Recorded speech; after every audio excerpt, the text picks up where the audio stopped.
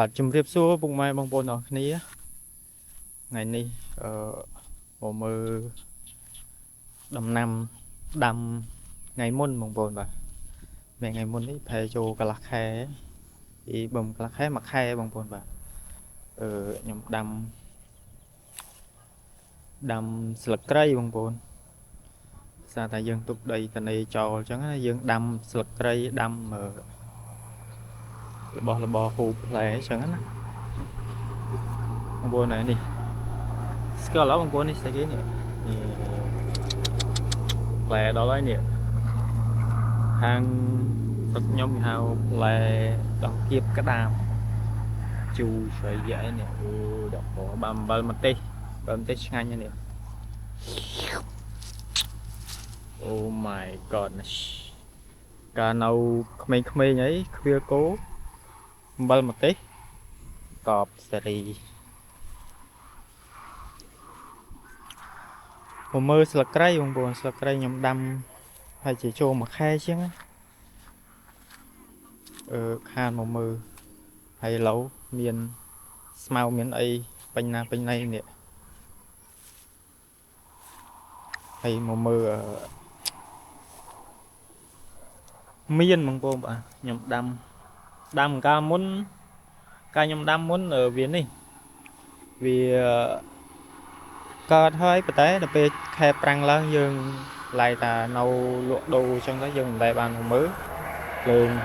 ឆេះងាប់ដើមអស់តែសល់គល់ខ្លះវារស់ខ្លះងាប់បងប្អូនតែខ្ញុំដាក់ដាំសាឡើងវិញអញ្ចឹងណាហ្នឹងហើយយើងដាំវាទៅត្រឹមយើងបានមកនៅវាធំពេលធំយើងបានហូបឥឡូវគម្រោងថាដាក់ដាំដើមស្កានេះបងប្អូនបាទស្កានេះអញ្ចឹងដីយើងតនេយើងដាំវាចោលទៅព្រោះអីយើងទុកដីតនេចោលវានេះដែរខានមកមើលបងប្អូនខ្ញុំត្រូវ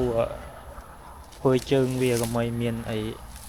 វើស្អីតងអញ្ចឹងហ្នឹងឲ្យវាឆាប់ធំឆាប់លូតដើមមាននេះបើយើងអត់ស្កាវើនេះទេវាវើនេះវាក្រូបដល់ពេលអញ្ចឹងទៅយើងដាំវាអត់បានផលល្អអញ្ចឹងដីខ្ញុំនៅមាត់ផ្លូវទេបងប្អូន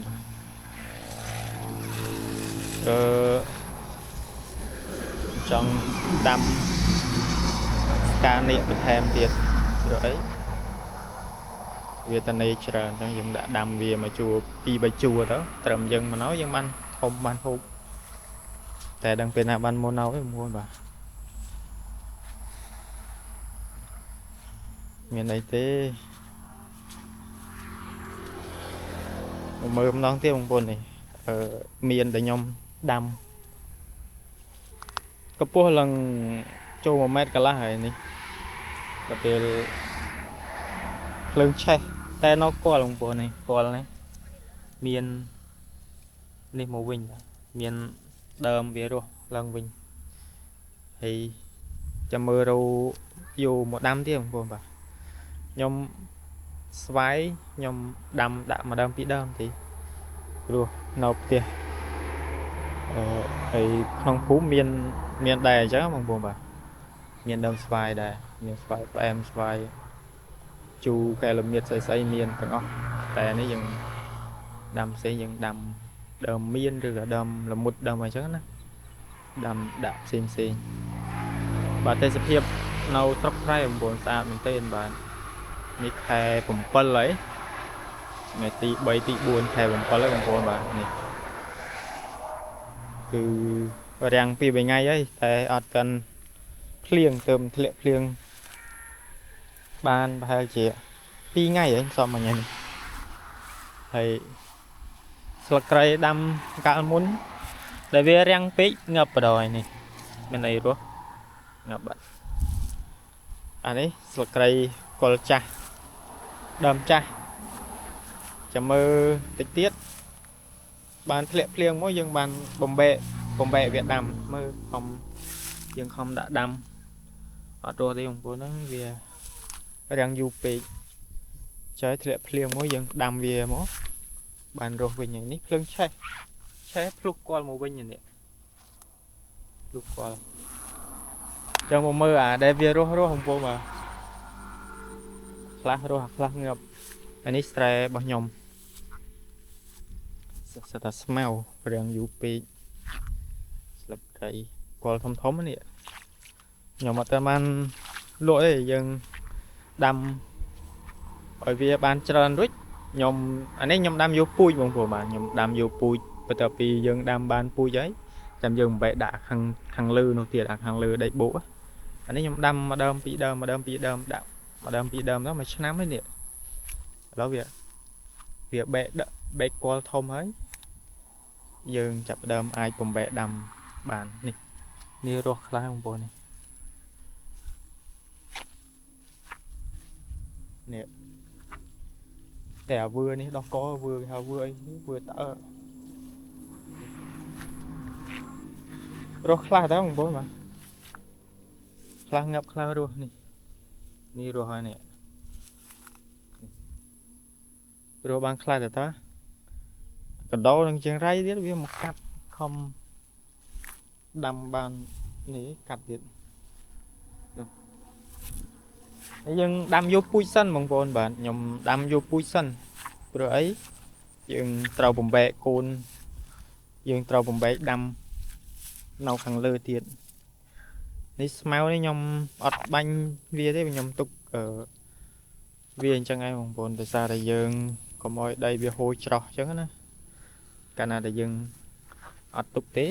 វាហូរច្រោះដីយើងវាខូចនេះខាងលើនេះបងប្អូនបាទខ្ញុំដាំយកពូជរួចខ្ញុំបំបែកចាំបំបែកដាំមកខាងលើនេះវិញដាក់វា2 3ជួរទៅទុកតាមមកប្រឡោះចូលផាសស្អាប់យើងនេះយើងដាក់មកជុំវិញនេះទៅយ៉ាងហោចណាស់ក៏គ្រាន់តែយើងទុកដីតនេយ៉ាងណាក៏យើងបានមួយឆ្នាំឬ5 6 ខែអីយើងប្រមូលផលបាន4 10 20 30 ម៉ឺនអីចឹងទៅយើងក្រាន់ដែរបងប្អូនបាទយើងក្រាន់យើងទុកដីតនេចឹងណាយើងដាក់ស្លឹកគ្រៃចោលទៅយើងបានដាំអីនេះដប់ព្រៃតែបានស្កាទេបងប្អូនឡៃតែរវល់លក់ដូរធ្វើការងារទៅពេលចាំថ្ងៃណាតនេយើងស្កាវាយើងដាក់ដាំវាបដើបំបែកដាំទៀងបងប្អូនបាទបងប្អូនមើលទេសភាពសក់ស្រែស្អាតទេបងប្អូនបាទចំពោះខ្ញុំគឺ the best នេះមេឃទៅធ្លាក់ភ្លៀងហើយភ្លៀងសមមិញថ្ងៃនេះភ្លៀងព្រឹកមិញដល់ពេលឡូវមេឃវាអប់ព្រោះភ្លៀងទៀតហើយថ្ងៃនេះបិទតូប2 ថ្ងៃចុងសប្តាហ៍មកលេងផ្ទះដេកផ្ទះនៅស្រុក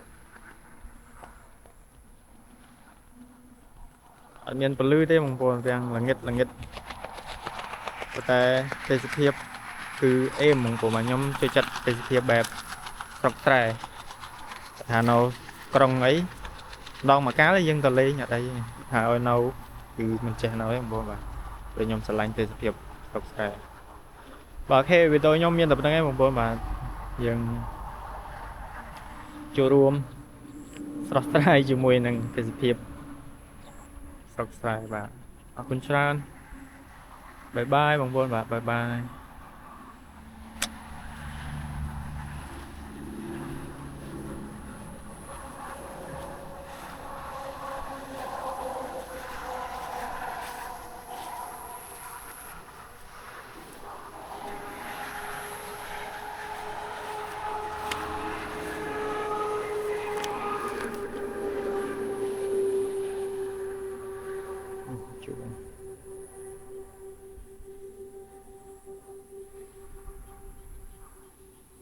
សិនជាយើងបំបែកដាំដាក់លើនេះបាន 2 3 រោង 4 5 រោងអីមក